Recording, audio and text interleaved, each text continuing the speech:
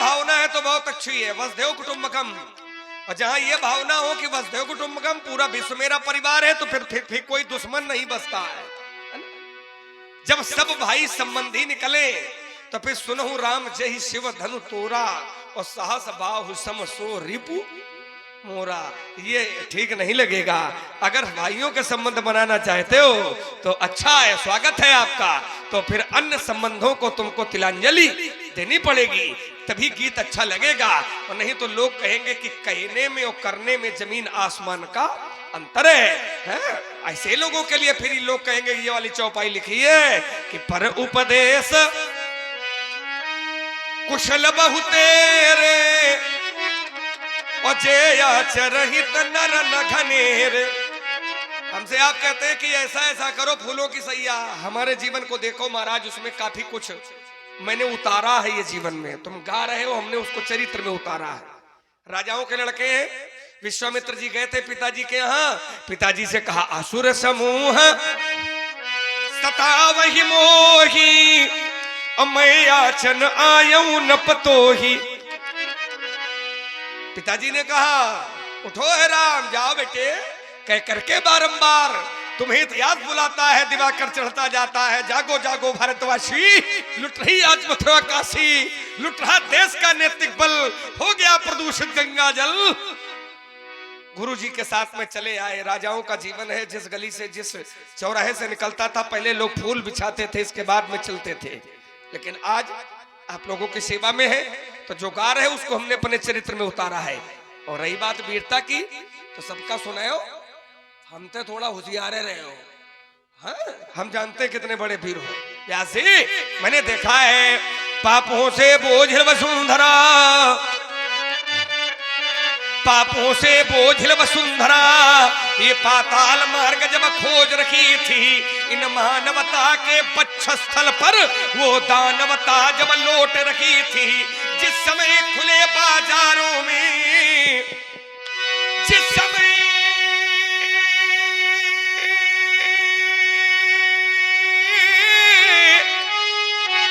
खुले बाजारों में ये कन्याएं बेची जाती थी,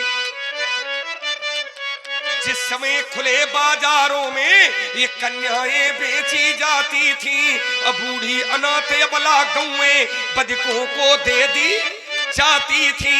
ये बूढ़े हो जाते जभी पिता, इन्हें गंगा में बहाया जाता था।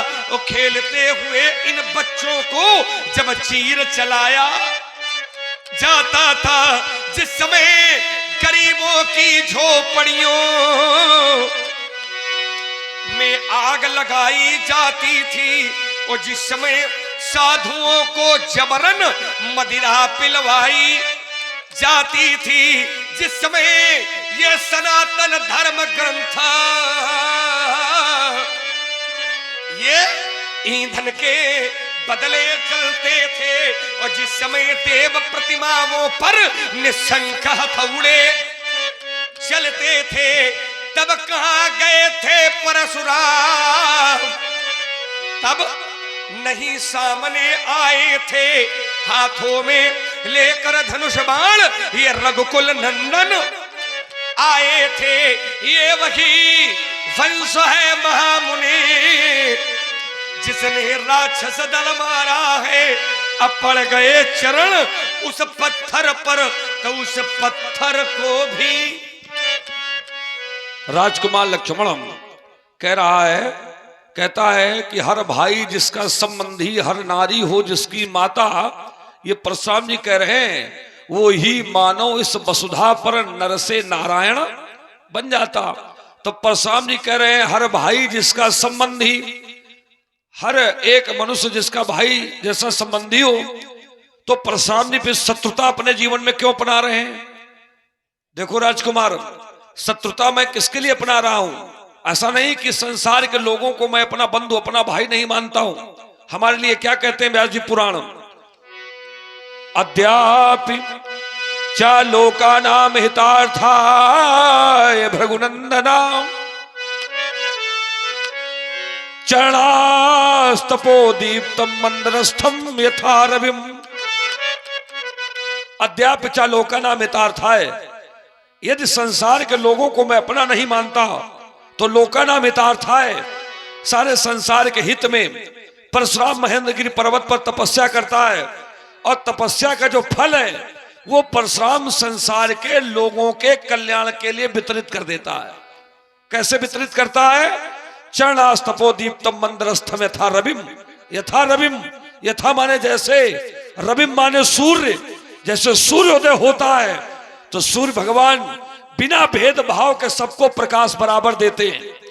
ऐसा नहीं कि धनवान को प्रकाश ज्यादा दे, निर्धन को प्रकाश कम दे। सूर्य भगवान अपने प्रकाश का वितरण समान रूप से करते हैं। उसी प्रकार से महेंद्रगिरी पर्वत पर परशुराम तपस्या करता है और अपनी तपस्या का फल संसार के लोगों में वितरित कर देता है। तो संसार के लोगों को ऐसा नहीं कि मैंने भाई नहीं माना, लेकिन मानने के बाद दूसरी ओर यदि परशु हाथ में उठाया तो उसका कारण है ये, अधिकार अपना खो करके बैठना दुष्कर्म है। एक कवि, अधिकार अपना खो करके बैठना दुष्कर्म है और न्यायार्थ अपने बंधुओं को दंड देना धर्म है। इस ध्येय से ही कौरवों व पांडवों का रण हुआ।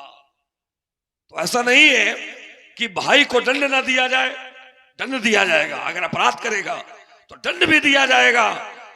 और दूसरी ओर यदि संबंध अच्छे आचरण कर रहा है तो उसको वर्धन भी किया जाएगा आचरण देख करके। अगर आचरण अच्छे नहीं है और छोटा भाई है तो क्या करोगे? स्वतंत्र छोड़ दोगे? जाओ जो मनाए करो तुम, भाई है तो क्या हुआ।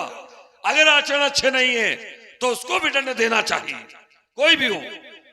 तो उसी प्रकार से जिनके आचरण अच्छे हैं हम सबका कल्याण करते हैं, लेकिन यदि आचरण अच्छे नहीं है तो उन्हीं के लिए हाथ में फरसा लिए हम घूमते हैं। देख लो, तुमने कहा वीरता की बात हमसे ना करो और ये बताया जिस समय सनातन धर्म ग्रंथों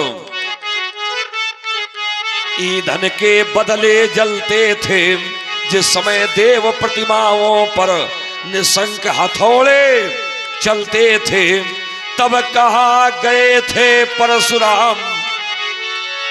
ये आरोप हमारे ऊपर लगा रहे हो, इतना बड़ा अत्याचार हो रहा है। बोले तब हम आए हैं घर से निकल कर विश्वामित्र जी के यज्ञ रक्षा के लिए हम आए हैं, हमारे बड़े भैया आए, राम आए, आप कहां थे? देखो, हम यदि नहीं परशु लेकर खड़े तो इसमें कारण तुम्हारे पूर्वज हैं, हमने इसमें कारण नहीं है। ये इतना बड़ा अत्याचार ये सब रावण के द्वारा किया जा रहा है और रावण के अत्याचार को समाप्त करने के लिए राम लक्ष्मण घर से निकले।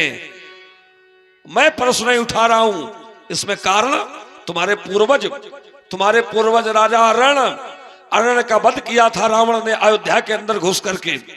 जब अरण्य का वध हुआ तो अरण्य ने रावण को शाप दे दिया, रावण तुमने अयोध्या के अंदर घुस करके मेरा वध किया है, इसलिए मैं तुम्हें शाप देता हूं कि मेरे ही कुल में कोई ऐसा पैदा होगा जो लंका के अंदर घुस करके तुम्हारा सर्वनाश करेगा। ये किसने कहा था? ये तुम्हारे पूर्वजों ने कहा था। यदि तुम्हारे पूर्वज ये कह देते कि रावण तुम्हारा वध भृगुवंशी ब्राह्मण करेगा तो अब तक न रावण होता और न रावण की लंका होती, हम सब बराबर कर दिए होते। लेकिन उन्होंने कहा था मेरे वंश में कोई पैदा होगा।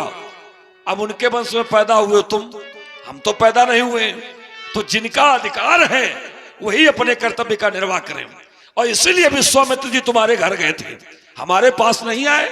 यद्यपि हमारे पिताजी के सगे मामा हैं विश्वामित्र जी, लेकिन हमारे घर नहीं आए। क्यों? क्योंकि सूर्यवंशियों का साप भृगुवंशियों को निमित्त बना के नहीं था, वो सूर्यवंशियों को निमित्त बना के था। इसलिए विश्वामित्र जी तुम्हारे घर गए। तो ये काम तुम्हारा है, तुम करो। जो तुम्हारा काम है तुम करो और जो हमारा काम है हम करें। अब काम तुम्हारा करें हम। करा कहां गए थे परशुराम? हम कहां गए? काम तुम्हारा, तुम करो। ऐसा नहीं कि रावण के हम पक्षधर हूं, लेकिन काम तुम्हारा है। इसलिए ऐसा अत्याचार एक बार नहीं हुआ है, कई बार हुआ है। इसलिए मानस में कहा गया है जब जब होए धर्म के हानि, एक बार नहीं कई बार, जब जब तब तब प्रभु धरी विविध शरीरा। एक बार